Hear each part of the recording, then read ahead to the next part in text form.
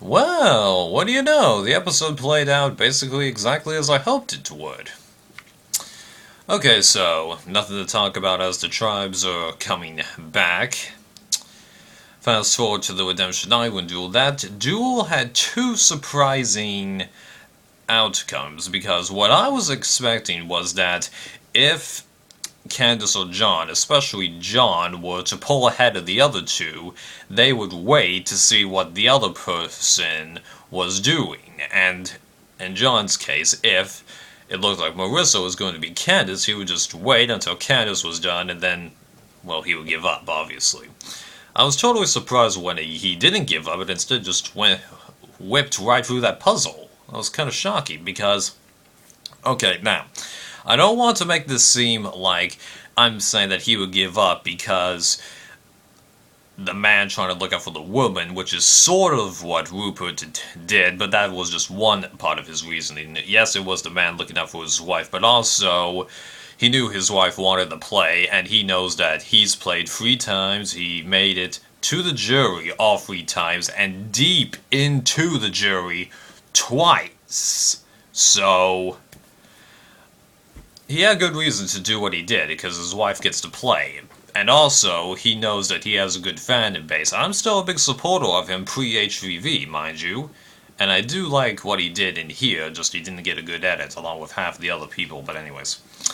Candace, on the other hand, she doesn't have that great of a strong fan base. I can attest to that as somebody who really hasn't liked her the past 2 seasons. And while she has gotten far in the game, it's not exactly the most.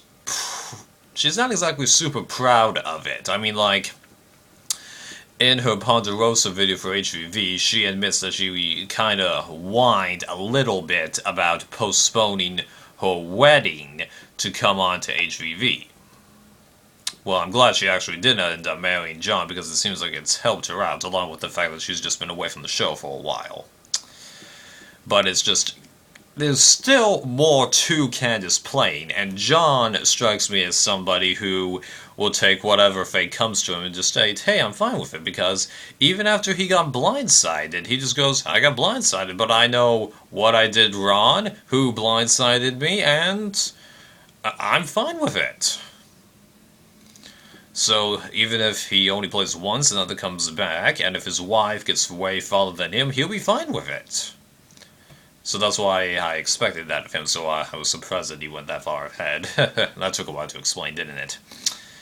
But the other thing about the duel that surprised me was the fact that Marissa lost it, because in the other duels, she's kept a relatively calm mind, about as calm as you can get in those situations, but here she just totally lost it. Now, I know that a puzzle is far more complicated than maneuvering objects like through something or on something, but since the puzzle takes a while, all you gotta do is just, step back for a few seconds, breathe, and then follow your uncle's advice, and then look at the other puzzle. And she goes, that doesn't help me. I'm like, well, actually it does. You can separate your pieces you put the gray ones in one stack, the black or yellow in another one, and then just complete the edges? Huh? It was just a bummer to me that she lost it, because, she was cool all the way until the end, and then she kind of snapped. She doesn't really explain why she did that in her exit interviews, but she did explain that she really enjoyed her experience and she was ready to accept anything that happened with her. And also, when it came to her and Jervis, she also explained that they both did seriously consider switching each time, but it became more of, you know what, I've been dealt these cards, I want to see it through, and she saw it through as far as she could. So even though we lose another person that I liked early, which has been almost everybody this season, good job, Marissa. Sure, she would have liked to have gone farther and kind of got a bad situation, but she made the most of what she could. And then we get the puzzling situation of Candace and John being on Redemption Island. That's gotta definitely be something to think about for all the people that still have their loved ones in the game, because I mean, like, nobody really wants to be on Redemption Island, but everybody wants to be with their loved ones, so I wonder how many of them are feeling jealous for those two. Then the immunity challenge, I was hoping that the returnees would win because I got the feeling that with this episode, if the loved ones lost, they would pretty much conclude the story arc that they were heading along with. Because I was expecting that if they lost one more challenge, Culpepper would get blindsided, which would probably conclude the arc. So thankfully, the returnees ended up winning. Then back at camp, Culpepper gives hints to the girls that they're after Caleb. Well, two things that I should point out. One, why did he suddenly, seem to change his thoughts about, oh, let's vote out somebody with a loved one so we can cause chaos, but then wouldn't it make more sense actually to vote out somebody that doesn't have a loved one so we can use more connections? Where did you move along in this process? Because Venus didn't really seem to be giving you any clues, dude.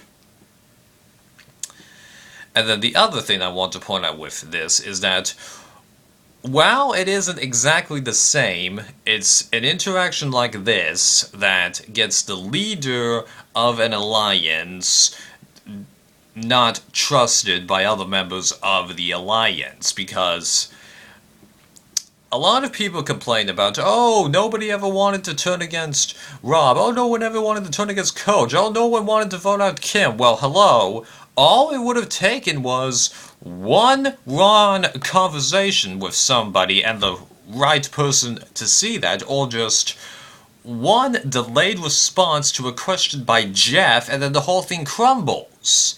It's that volatile. One wrong word or gesture or pondering can send the whole alliance crashing down.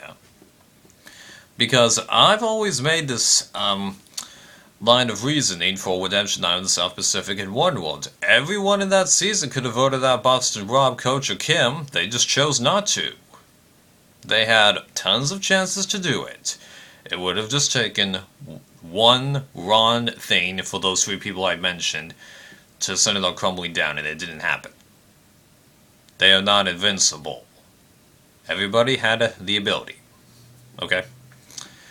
And that's pretty much what happens here. Even though we later learned that the bit about Caleb was really just a smoke screen, but still though, it's the fact that it's Culpepper doing it, we just go, idiot. But it's what he does at Tribal Council that really makes it bad. And I gotta admit, I was kind of surprised that it was a 3-3 tie. Then on the revote, well, it didn't really surprise me that Brad got voted out, because after what he's done to Caleb and Katie, they probably weren't going to flip, so the guys have to consider, do I stay loyal to the Alliance, or do I risk a 1 in 4 shot of drying rocks?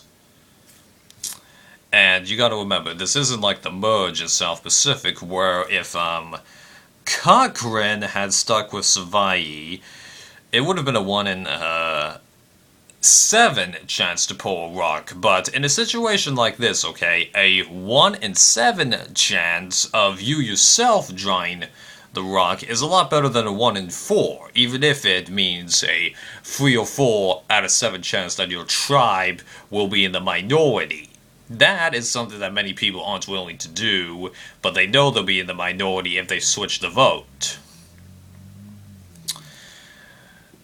So, in the end, Vetus, the smart player, does the right thing and then he switches his vote. But he knows that, unlike Culpepper, he's in good relations with everyone on that tribe. And then Hayden, who is a good guy, from what I've seen of him, I haven't seen his season of Big Brother yet. Yes, well, I think you kind of get the idea. They'll understand that he had to think about it for a while, and then he just chose to go down one path.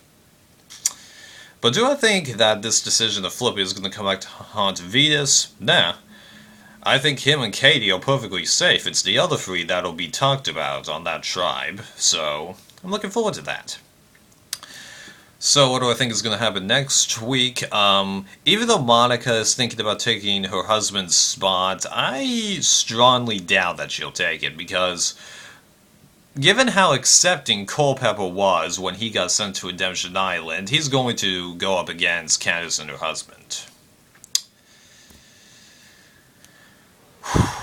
And then as for the tribes, well, I'm thinking that now the returnees and Rupert's wife are going to lose because, well, the fans' tribe's story arc is basically complete now. I mean, like, how can you continue it? There's just nothing left. What, Caleb just gets Vetus and Hayden and it takes out the girls? It doesn't make any sense to just jump back on that bandwagon. The returnees have to lose now. We've seen everything we can from the loved ones. So that's what I think will happen. Oh, and who do I think go? I'm hoping that it's either Monica or Laura from Samoa. I don't think it'll be Monica because she's in the majority alliance, but given all the actions that Culpepper is doing, yeah.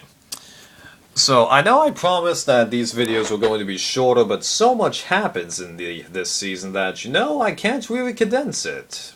There's a lot to mention. See ya.